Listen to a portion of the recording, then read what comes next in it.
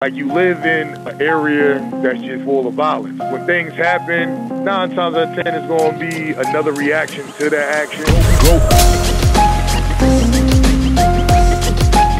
Welcome back to the Broken Home Podcast. Thank you so much for joining us today. We have Shawn Robert Johnson joining us. Shawn is currently serving a 60-year sentence in which he's already put in 16 years. He went in prison at 19 years old, and he is now 36. He's joining us tonight. How you doing tonight, Shawn? What's going on? How you doing? I definitely appreciate y'all having me for an interview. I appreciate Mike from Prison Audio giving us the plug for us to link up. You know, today I just got back from church, so, you know, just ready to get this interview on. You are currently serving time right now. How long have you been inside? Okay, I first got arrested October 24th, 2006. I was in PA when I got arrested, so I was over there for about a week. Then they extradited me back to Jersey, and I was in Monmouth County Jail from then all the way up into August of 2008, and then I've been here at New Jersey State Prison since then. So it's been a total of about 16 and a half years, a little over that so far. What was the arrest 16 years ago, Shawn? How did that take place? I originally got arrested for a charge and 2 gun charges. That was my initial arrest, what they had on the report. But then once I got indicted 6 months later, they added attempted charge with 2 more gun charges. So then that's what I ultimately ended up getting convicted of. Attempted murder and 4 different gun charges. The unique thing about your case is that this was actually self-defense, correct? Yes, it definitely was self-defense. So it definitely was. So in my attempted case, it happened, I would say, October 15th, if I remember, in 2006. Me and a friend, we was walking to a store, mind our business. We was in the area of our town where some people that we really didn't get along with. So some words were exchanged. Then one of the guys that ultimately ended up being the victim a couple of days later in the incident, he pulled out his gun, started shooting at me and the person I was with. I returned fire. One of his friends got accidentally shot in the back, so that's where my attempted case came from. Then you fast forward 3 days later to October 18th. Me and a female that I was dating at the time, we was walking down the street. We just had left my parents' house, and we run into the same guy because in between that time right there, somebody came and shot my parents' house up. Still don't know who it was to this day. I heard it was this guy right here.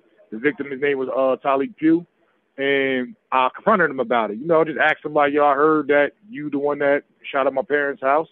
He responded no. At the same time, he reached, grabbed his gun, took a shot at me. He missed. I returned fire, shot him about 5 times, and after that, I ran. Did you belong to any organization at this time, or was it like a neighborhood thing? What was the beef about? Yeah, well, back then, you know, running the streets had affiliations on the blood side of everything. So just like me and this guy, the other guys, they wasn't nothing.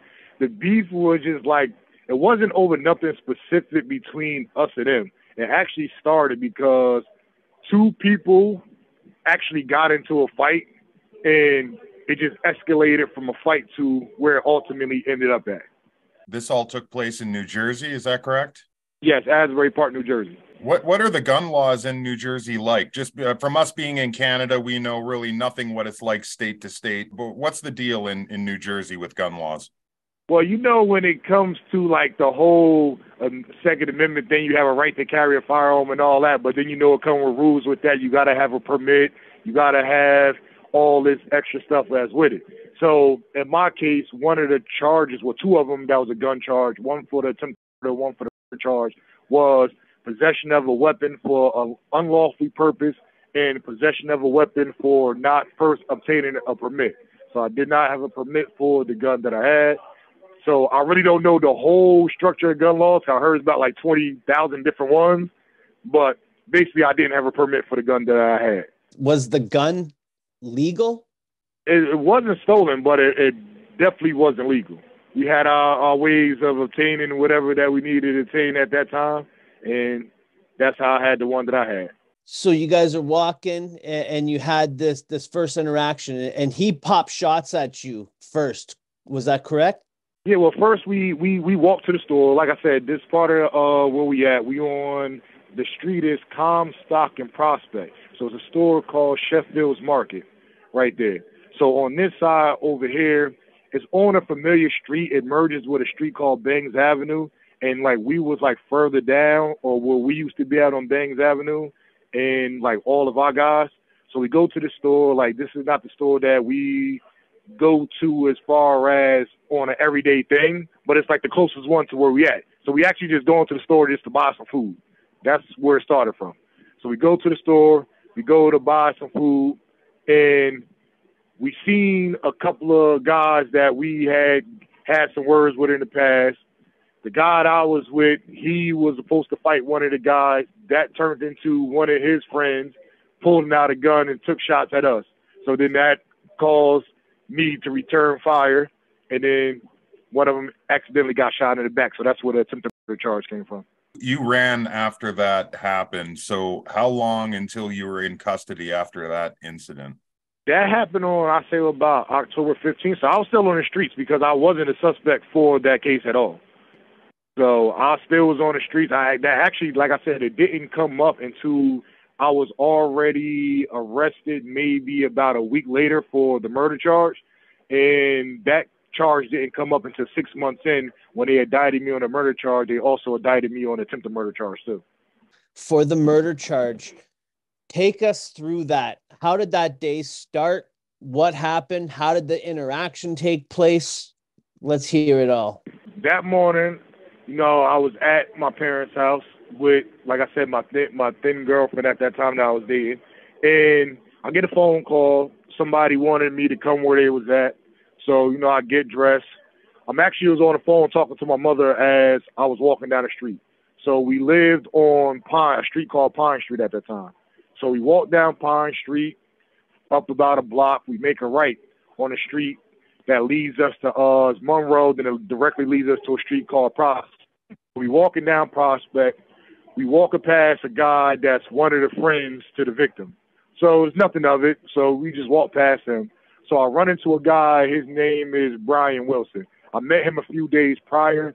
He was a guy that usually around there get high. He buy cocaine from different people, this, that, and the third. I had gave my number a couple of days earlier because back then I sold drugs.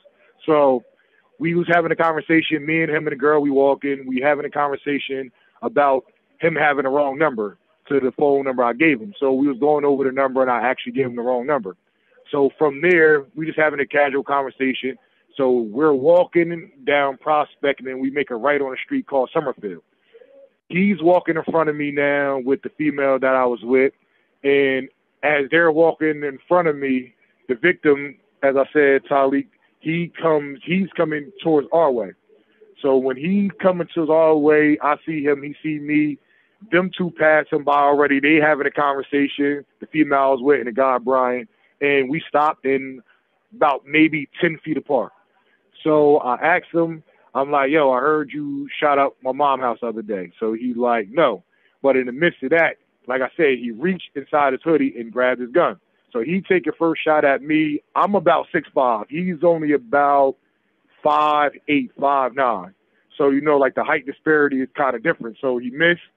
I shot back a couple of times. The first 3 times, it hit him, and he fell. Then shot him twice more, then that's when I ran. When your mother's house got shot up, was that in retaliation for the first encounter? Yes, that actually happened that same night. Like that. You have 60 seconds remaining. Happened around, I would say, 12:30 in the afternoon. Later that night, around by like 7 or 8 o'clock, that's when the incident that my mother's house got shot up when I was over there. And one of the bullets actually ricocheted off of something metal that she had in her ceiling, and it actually hit me in the middle of my head. So that right there, head started bleeding, paramedics came, but you have 30 seconds remaining. I actually never went to the hospital for it. I didn't find out until a couple of days later. For the most part, everybody knows everybody, so it didn't take me that long to asked a couple of questions to a couple of people that ended up selling out their friend of who actually did it.